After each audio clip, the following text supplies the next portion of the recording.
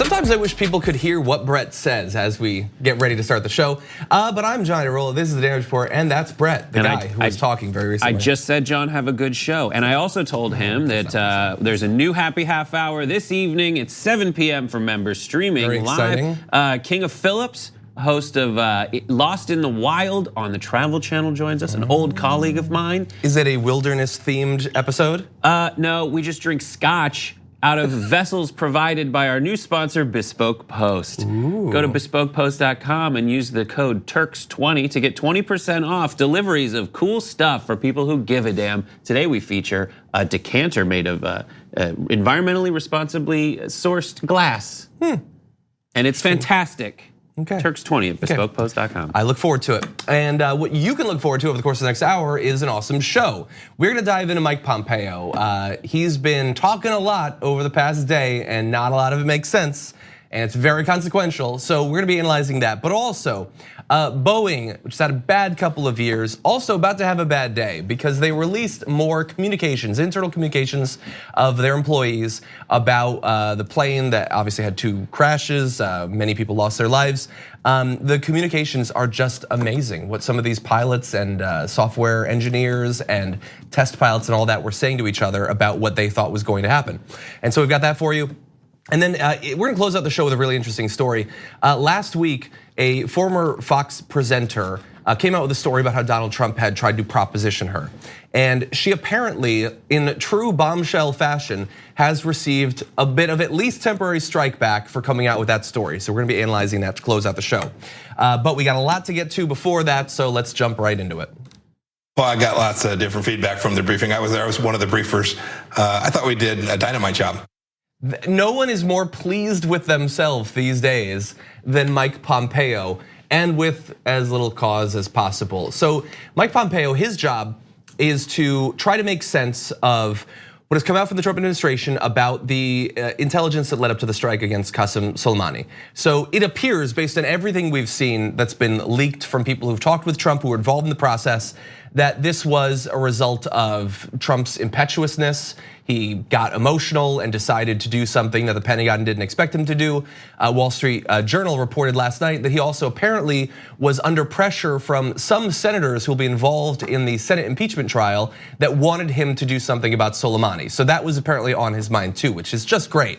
But you can't come out and say that. You have to pretend that you had some sort of cause that had to do with stopping an impending attack. And so he's been on the news a lot. We're gonna go through some of his recent appearances. Before we get into it, Brett, we haven't talked about this topic in a bit. Well, in terms of the pressure that he was feeling from senators involved in the impeachment hearing to do the impeachment trial to do something about Soleimani, under pressure from whom? From their constituents? Because none of their constituents knew who this guy was before. I doubt a lot of the senators did. But senators, I want to find out what states they're from and what states, if those states are home to like massive military contractors. I mean, that's one of the frustrating things. The Wall Street Journal had this long piece. The thing I just referenced is like halfway in it. It's one sentence. And then that's it. It begs so many questions, and we have no answers at this point. And we're also gonna have some video of Mike Pompeo, which will probably answer none either. So, okay, let's jump into a little bit of his attempt last night to clarify the intelligence leading up to that strike. Obviously, many Democrats have been frustrated by the briefing that happened a couple of days ago, even some Republicans, including Rand Paul and Mike Lee. So here is Mike Pompeo.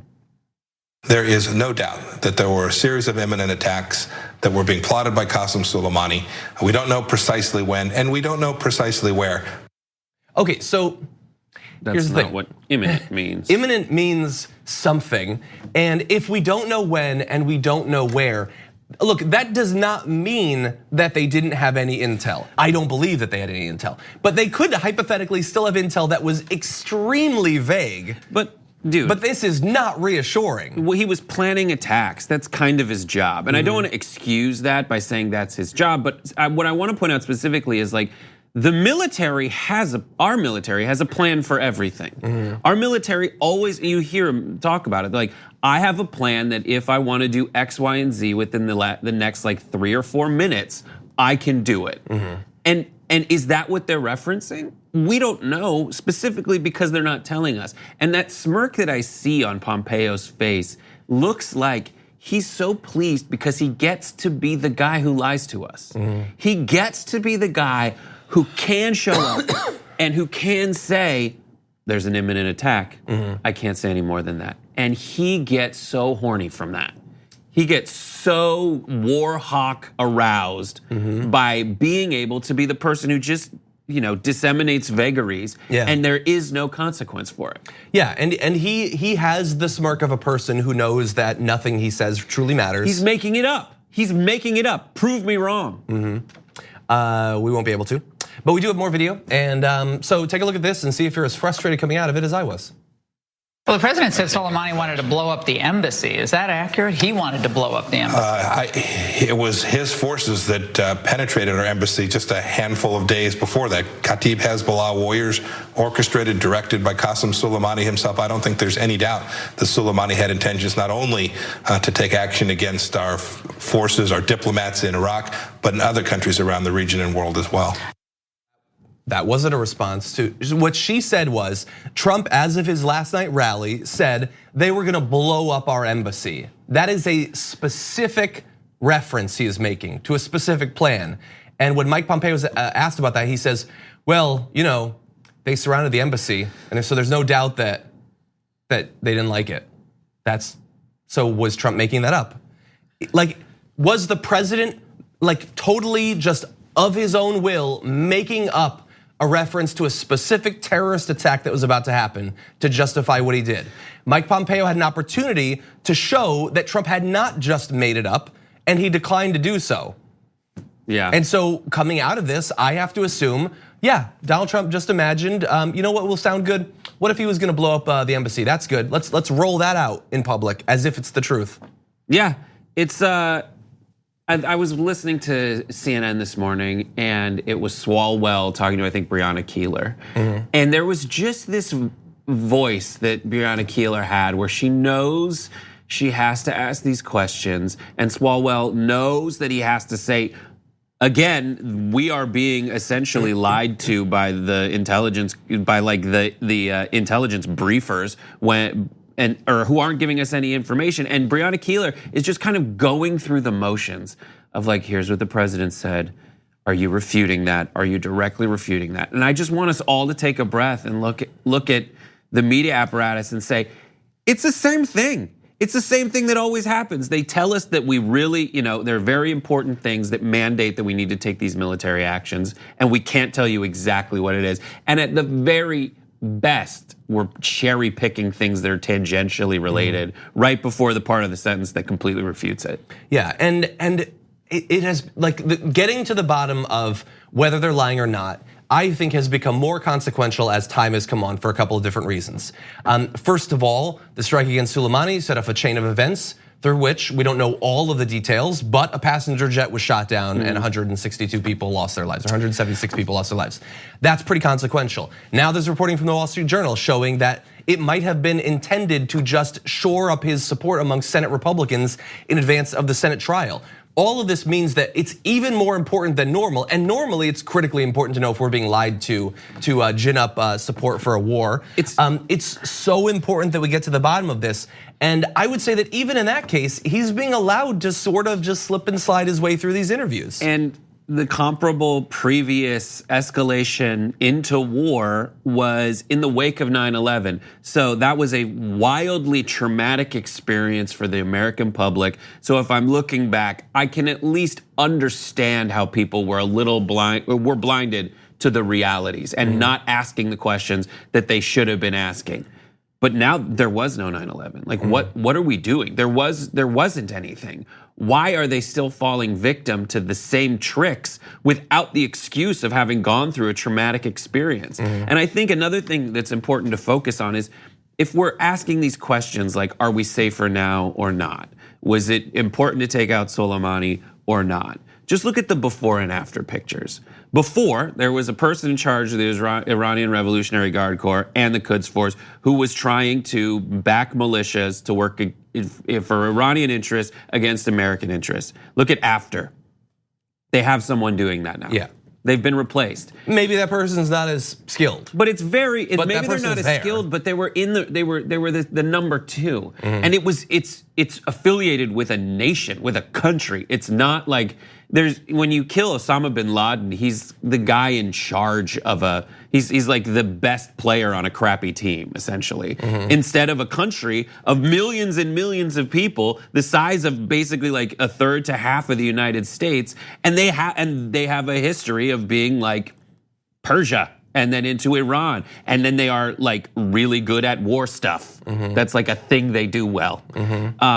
But then the before and after was before this happened. Yes, there were people, American interests abroad, who were in the standard amount of danger that they're always in as a result of years and years of American foreign policy. Yeah. But after this, they're in more direct danger, worse danger, and the after picture is worse than the before picture. Yeah. And you need to judge it as such. And thankfully, the American people, according to surveys, seem to get that, even though it has not been made really clear to them by the media. At some point, you can't just have hard questions for Mike Pompeo. At some point, someone beyond just Chris Hayes has to have their show on MSNBC be, we have given the administration I can't even tell you how many opportunities to prove that they did not lie us into this thing. They have declined to do so, and thus it is our responsibility to say they lied to us, and they continue to lie to us. And they can say that they want peace, but they just, the Iraqi parliament said they want our soldiers out. Military just put out a letter last night saying, nope, we're not going anywhere. In fact, we're sending more people in. They still want a conflict with Iran. I don't care about one little speech Donald Trump gave. He has multiple times brought us to the brink. He has done nothing to prove that he's not going to do that again. And with that combined with his rampant dishonesty means that no one should trust them when it comes to this topic. That is what all of them should be doing today. And unfortunately, I don't think it's gonna happen. Correct. Even though as we transition to these other videos, we do have to go a little bit over because this is amazing. Mike Pompeo, he said, it was an imminent threat that we had no idea when or where it was going to happen, but it was totally imminent. Thankfully, this morning, he is receiving some hard questions in relation to that. So let's jump now to this morning. Mr. Secretary, the administration said this strike was done based on an imminent threat, but this morning you said we didn't know precisely when and we didn't know precisely where. That's not the definition of imminent. The president has also suggested that there was some sort of attack being planned against an embassy, perhaps several embassies. Can you clarify, did you have specific information about an imminent threat, and did it have anything to do with our embassies? We had specific information on an imminent threat, and those threat stream included attacks on US embassies. Period, full stop. So you were mistaken when you said you didn't know precisely when and you didn't know precisely where? No, completely true. Those are completely consistent thoughts. I don't know exactly which minute. We don't know exactly which day it would have been executed, but it was very clear. Qasem Soleimani himself was plotting a broad, large-scale attack against American interests, and those attacks were imminent. Against an embassy? Against American facilities, including American embassies, military bases, American facilities throughout the region. So everywhere, at all times, in all things, that's what he's saying. That's as specific as he's willing to be. He seems to indicate that Trump was lying last night when he said it was against an embassy, except that, well, technically embassies are a thing that exists, and Soleimani was going to destroy everything, so I guess Trump was being honest. And all that planning, that kind of activity would be kind of an overture to say, like, let's get in a war, America, if it's as he characterized it. But their actions ever since then haven't been consistent with let's get in a war, America. So that doesn't flesh out. Yeah, and exactly, again, like your analogy about Osama bin Laden, if they had a plan to destroy all these things, it's not like Soleimani had the only copy of the plans in a thumb drive in his pocket. Theoretically, if he's taken out, all of the other people in the Iranian Revolutionary Guard that would have been involved in that would still have an interest in completing that mission. None of this is consistent, but it does beg a follow-up question with what he just said. What do you think the word imminent means? What is your definition of imminent? This was gonna happen. That's good, that's reassuring. Yeah, it was gonna happen. Something, which is vague, was gonna happen at some point. Yeah, that imminent, imminent, anything's about to happen. It was gonna happen. My 70th birthday is gonna happen. At some point. Is that imminent? Do I need to buy a cake today? Yeah. Stupid. I would delay on the cake. Okay, we are gonna take a short break. We come back, lots more to get to.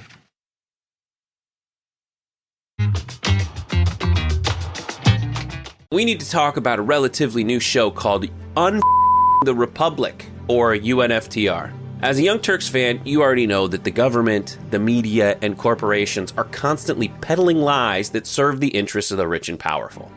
But now there's a podcast dedicated to unraveling those lies, debunking the conventional wisdom. In each episode of the Republic, or UNFTR, the host delves into a different historical episode or topic that's generally misunderstood or purposely obfuscated by the so-called powers that be, featuring in-depth research, razor-sharp commentary, and just the right amount of vulgarity. The UNFTR podcast takes a sledgehammer to what you thought you knew about some of the nation's most sacred historical cows. But don't just take my word for it. The New York Times described UNFTR as consistently compelling and educational, aiming to challenge conventional wisdom and upend the historical narratives that were taught in school. For as the great philosopher Yoda once put it, you must unlearn what you have learned. And that's true whether you're in Jedi training or you're uprooting and exposing all the propaganda and disinformation you've been fed over the course of your lifetime. So search for UNFTR in your podcast app today and get ready to get informed, angered, and entertained all at the same time.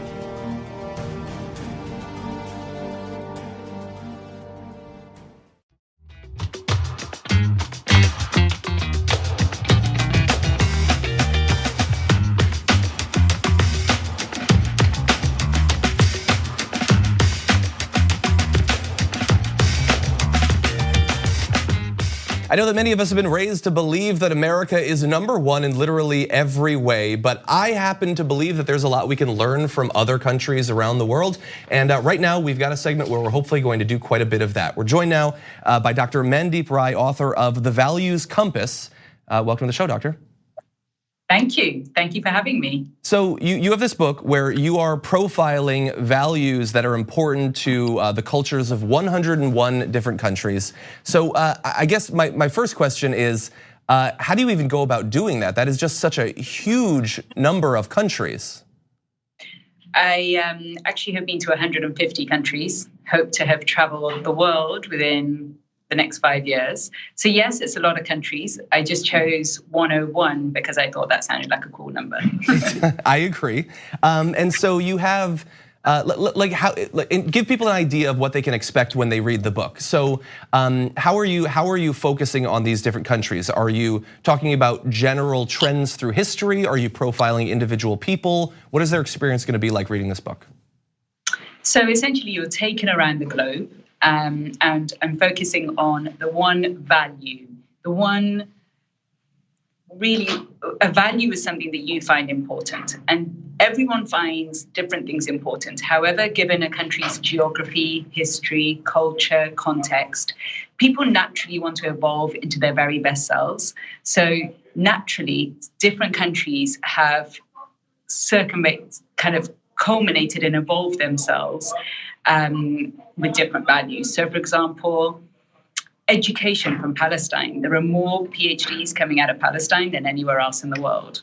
Or silence from Finland, the way the Finnish really try to preserve silence. Or solidarity from Madagascar.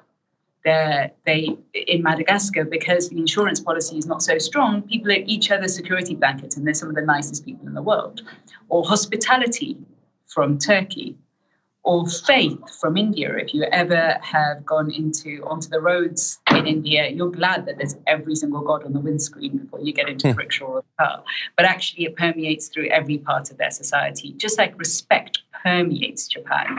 So each of our cultures, in each of the contexts that we're born in, you find that you naturally will become a particular way. So, for example, a deep Gedong chai from Thailand, and you wonder, why are they bringing 15 people into a meeting? Well, it's because they don't want to hurt one another, and there's this real sense of not stepping on the other person's heart, for example.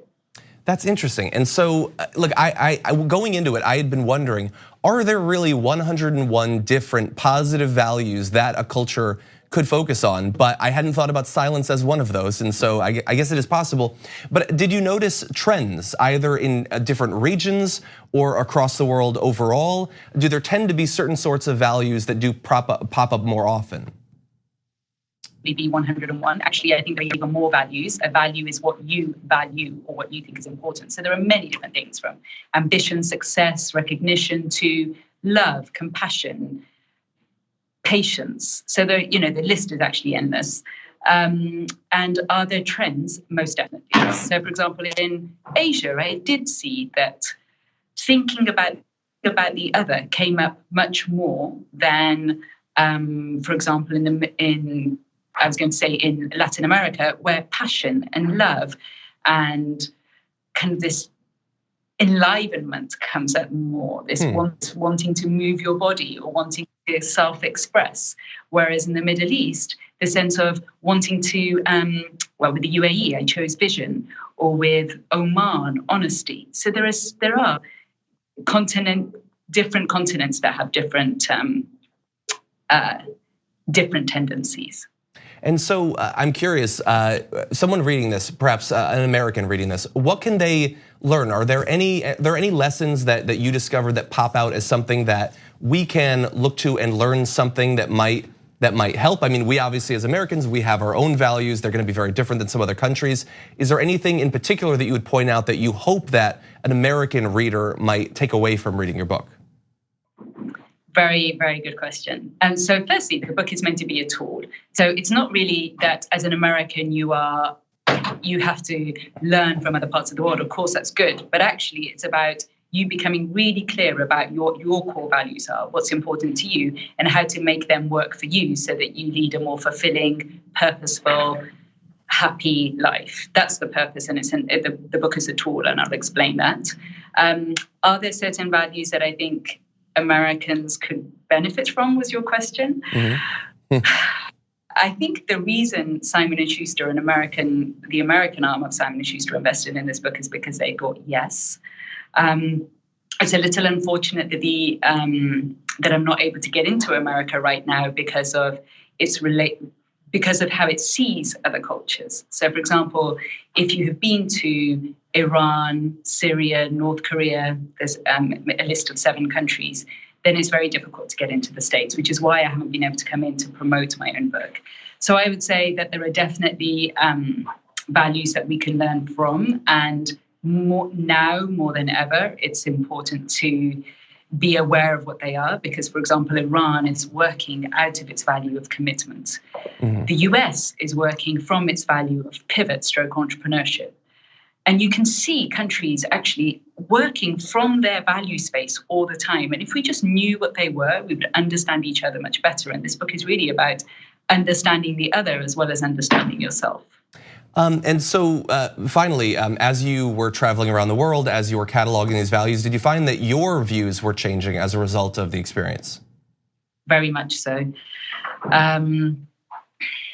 I think the way this book came about was really that I was an observer everywhere, and moments would come in each and every place where you think, wow, if only we had, let's say, as much patience as, like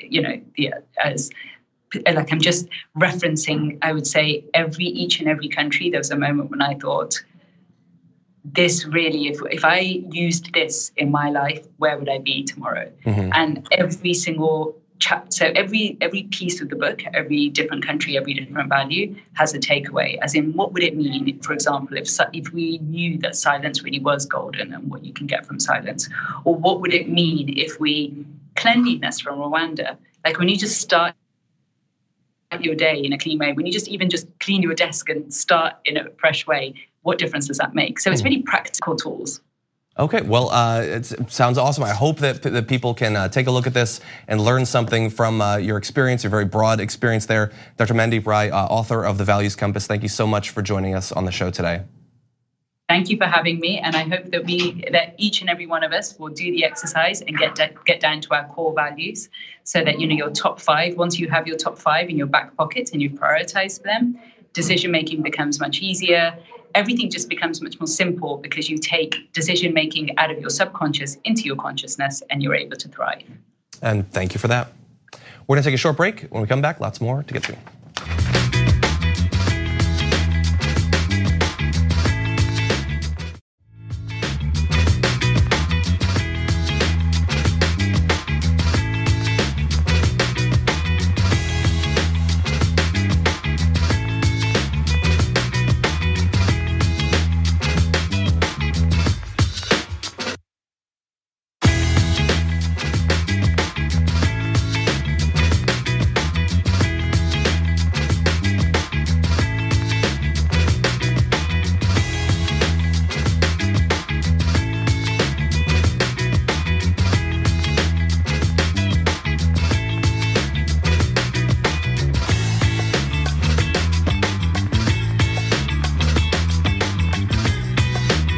Boeing has released a new batch of internal messages showing in the years leading up to the 2 crashes of their 737 MAX that killed nearly 350 people, how their own employees were worried about the rollout of new systems, the involvement of regulators in the process, and the overall design of the plane itself. So some of these are very rough to listen to with what we know now, but let's run through a few of them. The first, this airplane is designed by clowns who in turn are supervised by monkeys. That was one company pilot messaging a colleague back in 2016. That is not what you want your employees saying about a plane that tens of thousands of people will fly on every day. Yes, so the Boeing MAX was kind of the inevitable conclusion of a trend that has been, there's this one amazing LA Times article that says that this started in like during the Cold War, this process. The process of the 737, it is an older plane in terms of like when it was first created. And they actually kind of, in a roundabout way, blame what's wrong with it now on trying to put stairs on the side of the plane before jetways so that you could open the plane and get out and get in easily. And essentially since then, they've kind of tried to maintain that ethos behind the plane in a jetway filled world by Frankensteining more things onto this plane that it does not, that at some point they really needed, if they wanted to keep going this way, they needed to scrap the plane and start a new one, a 7, pick a number 7. 777 maybe. Well, they have one. Yes, okay. But the 797, like, or something like that, or completely rebrand it. Well, and so look, with that knowledge, it sort of makes sense how terrible problems could develop. Yeah. The thing is, when you see all of these employees, like almost in real time, but in hindsight, acknowledging these problems, but then sort of just like shrugging their shoulders and just saying, clowns, monkeys, what are you gonna do? But then hundreds of people die. Well, there's things now on Boeing 737s that'll kill people. Like on the workhorse. The 737 is a workhorse. The idea that think of Southwest. Southwest is all 737s, and now it has 800s and all the different ways down lower. But it is the thing that is most reliable. People love the hell out of it. But still, like, there are things that Airbus, their rival, has fixed that Boeing just keeps in there. Like, if you are working at the gate, there isn't a fail-safe on the Boeing planes like there is on an Airbus plane that'll keep the slide from exploding in your face if the flight attendant on the inside fails to disarm it. When they say arm doors, disarm doors, they're arming the slide. And if they don't do it right, the Airbus plane is like, all right, we're stopped. Everything else is fine. I'm not gonna blow the slide. But it is possible that little aspect of the Boeing plane. It seems like that would be a software fix. But it should be. There's things that there's sensors and things, and so that's the one thing. With the MAX, what they ended up doing is they're like, we want bigger engines on it, and we want more fuel efficient engines on it, and the only way to do that is now we need to slide the engines forward, because otherwise the thing will like tip in one way or another. And so to get around that, they have this software system that they put in, and the software system says if I get sensors, if I get in my sensors that the plane, because of the engines being where they are, that we're gonna tilt up and go into a stall, this MCA system I think it's MCAS or whatever. MCAS. It tells the plane, all right, I'm going to dip the nose down. And if the sensor readings are wrong, and you're the pilot on your Boeing, which is flown like this, like an idiot, instead of the Airbus, which is just a joystick that is much easier if you ask pilots, then it'll take your plane and just start nosediving it down. Even when you're not actually going up into a stall. And what's worse is they didn't tell the pilots this. Yes, The these communications really get into that. So let's go through a few of these really fast. In one exchange about the MAX flight simulators, an employee said, "Honesty is the only way in this job.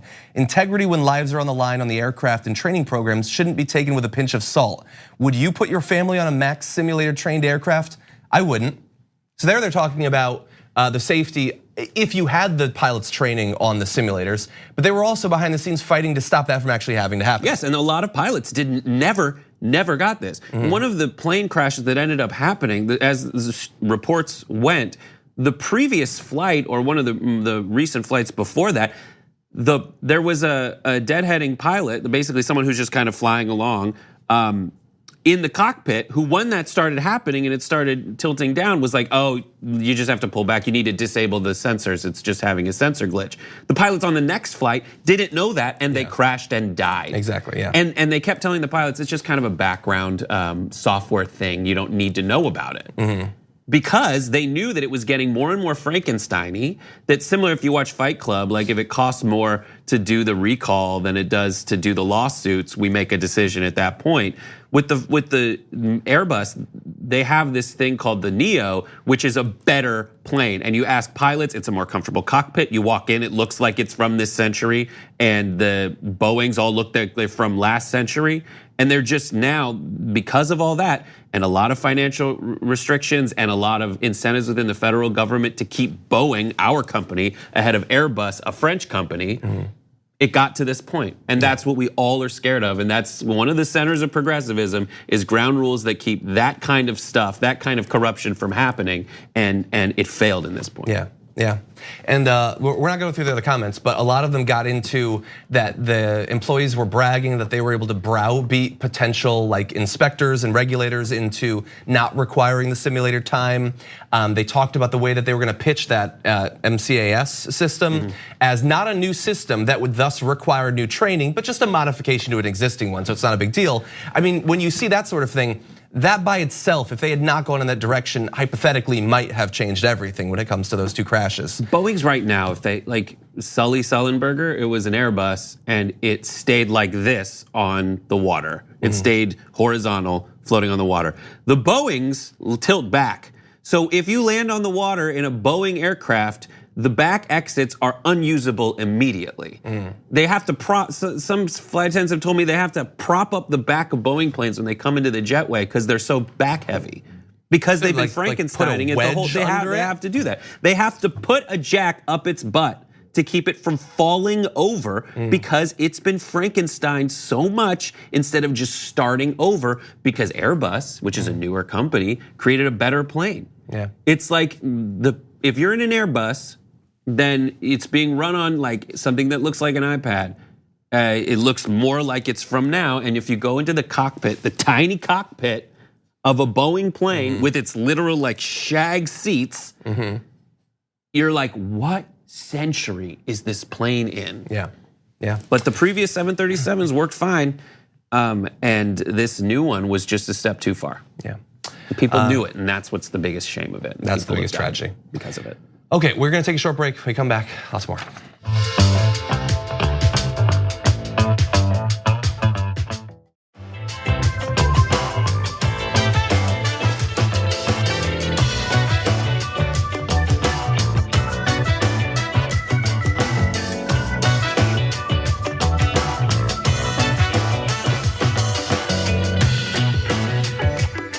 So this is a dark thing to say, but I'm just gonna say, lately I have felt like, and correct me if you feel differently, when I hear that someone has died, like if I hear if a family member of a friend has died, my gut tells me that there's like a 75% chance that it was cancer related. Yes. That seems overwhelmingly what is causing deaths, unfortunately.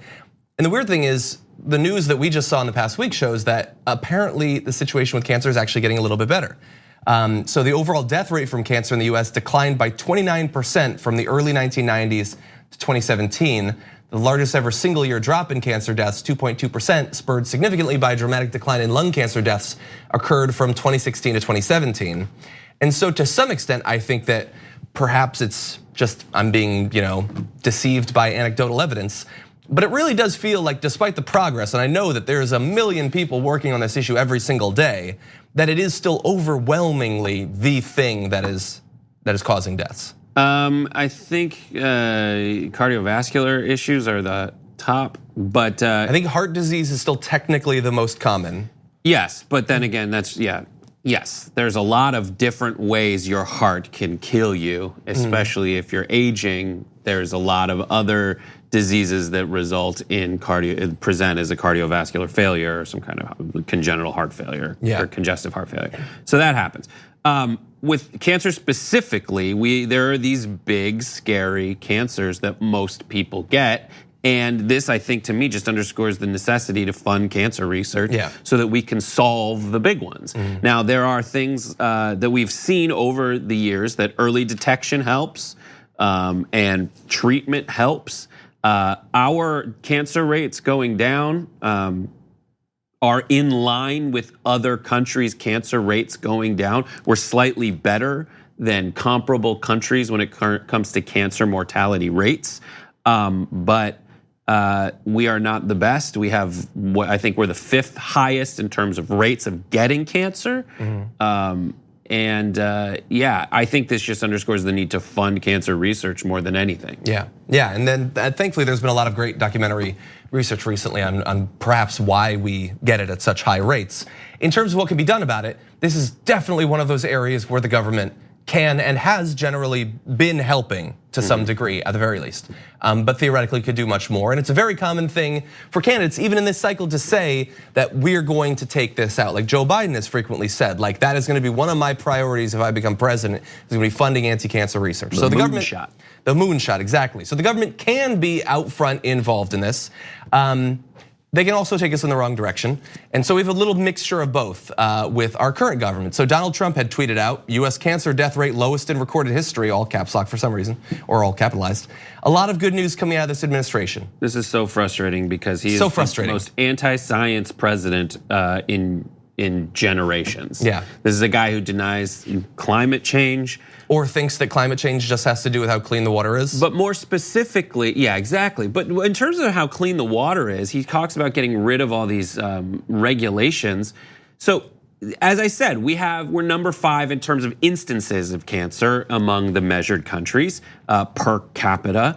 And we can cure it, but he's done so many things to keep giving it to us, to keep giving us cancer. His deregulation of environmental standards has wildly made us worse off. Yeah. And not just that, he has rolled back regulations that keep at bay factors that end up causing stillborn babies. So he has upped it's literally called spontaneous abortion rates by taking out the regulations that kept women from being contaminated, largely through like coal runoff that would and particulate matter that end up killing babies in the womb. So he just loves this. This is the most Trump thing. If anything good happens, he claims credit for it, and it's so frustrating because at every turn he's working against those goals. Yeah, and it doesn't mean that we aren't improving, but hypothetically his influence could be making it less of an improvement than it would otherwise be. And is it any wonder this is a guy who the only thing he wants to fight against that he thinks causes cancer are windmills, honestly. And so to be clear, Gary Reedy, CEO of the American Cancer Society, said the mortality trends reflected in our current report, including the largest drop in overall cancer mortality ever recorded from 16 to 17, reflect prevention, early detection, and treatment advances that occurred in prior years, that it was not Trump decisions that caused that. And in fact, we cannot forget that when a budget is made, it is an enumeration of our values and what we value and what we don't value. And Trump's 2020 budget plan / National Cancer Institute funding, nearly $900 million. That's a significant amount. A lot of research can be done with that money. That's not to say that they have not provided some funding for cancer research, but they have regularly in their budgets defunded that sort of research. And if you're gonna try to claim credit for being responsible for cancer rates dropping. How about you at least fund the research that's leading to those drops? No, it's just a lot easier for him to claim credit after the fact. It is simpler. Yeah. Okay. But we do have to go though. We got one more story for you. Stick around after this.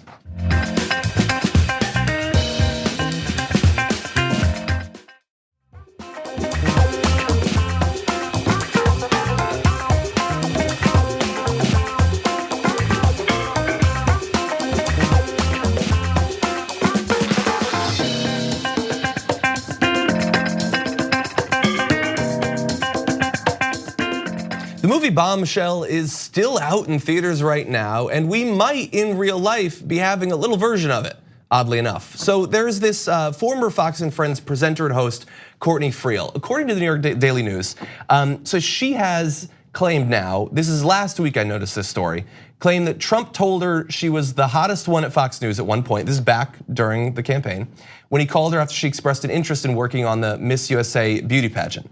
So Friel claimed that Trump opened the call by asking her about her career, but as she recounts, then out of nowhere he said, "You should come up to my office sometime so we can kiss." Ew. It's so specific that it makes it sicker. But anyway, the journalist said that she was shocked by his invitation and wrote, "Donald, I believe we're both married," and I quickly ended the call. And she said, sort of tying it into the other accusations against Donald Trump that have come up constantly over the past few years. "It infuriates me that he would call all the women who shared stories of his bold advances liars. I totally believe them. At least now I can joke that I could have banged the president, but I passed." I wouldn't joke that. But so look, she had that experience. Unfortunate. It gave her a perspective on all of these other claims against Trump from all these other women. But here's the thing, that's not where the story ends. So that story comes out, and then there's a follow-up story. Was this ex-Fox News anchor benched for accusing Trump? Because the thing is, she used to be on Fox and Friends, but she does weekend anchoring on KTLA. And apparently following that story coming out, she was not in any of the blocks that she normally does over the following weekend. And so it left many people wondering, I mean, she just came out with this story about Trump. We know what happens to women who make these claims that men have done these sorts of things. Was she being benched as a result of that? Now, it took about a week for KTLA to finally make clear that supposedly sometime later this month, she will resume. That although she said, "I was going to take a vacation later," they just sort of put me on the vacation early, and she's going to be doing press for her book. They're saying, no, she wasn't benched or fired or anything like that for the claims. She will be coming back. KTLA, for those, to give you a point of reference, it's not like a Fox affiliate. KTLA is an independent local news channel, and it's the fun one. It's like the one that we all grew up on, and they go and they're the silly ones in the morning, and they have a good time. I've done the show. I had a fun time. Humble brag. So no, congrats. That's awesome. I'm wildly jealous because I grew up watching them, and they seem like the fun ones.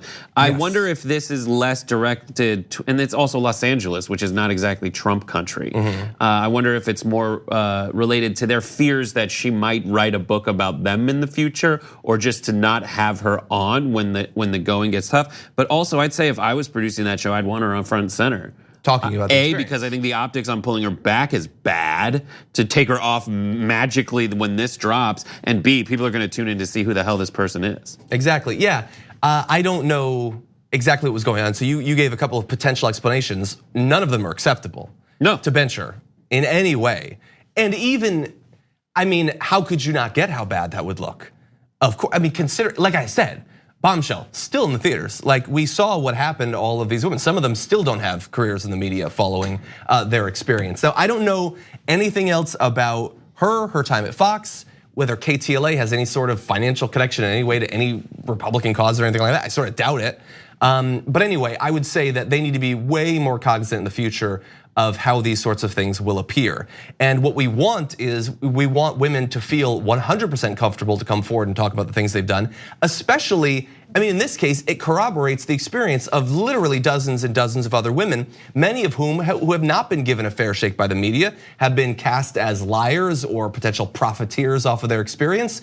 And here is a woman, Fox, like a Fox person, so this is not some crazy communist coming up with this, who says, yeah, that's basically the experience I had with Donald Trump back in the past. Yeah, and it's disgusting, and unfortunately, She also said I didn't come forward at the time when he was running for president, but like, how much worse could it have been for America? We already proved that there are no consequences for his actions. There only seem to be consequences for calling them out. Exactly, yeah. I mean, I guess with Bill Cosby, we discovered how many women have to come forward before it finally matters. But for Donald Trump, I honestly don't think that there's a number. I don't think if it had 100, Steve Doocy would take it seriously. Yeah, and honestly, when you talk about who's the hottest one at Fox News, it is Steve Doocy. Clearly. Period. Speaking of hot things, you can watch Happy Half Hour tonight at 7 p.m. on the Young Turks Network, and members, it streams to you for free, complete with extra web-only versions, so enjoy that. That's awesome. Okay, well, thank you as always for joining me. Yeah. Everybody watching, I'm gonna be doing the main show later on today. Cenk Uygur will be back in studio, so should be a lot of fun. I'm gonna try to get through the whole show without coughing myself to death. I heard you cried. Stay tuned. But anyway, thank you for joining us throughout the week, and we'll see you on the Damage Report next Monday.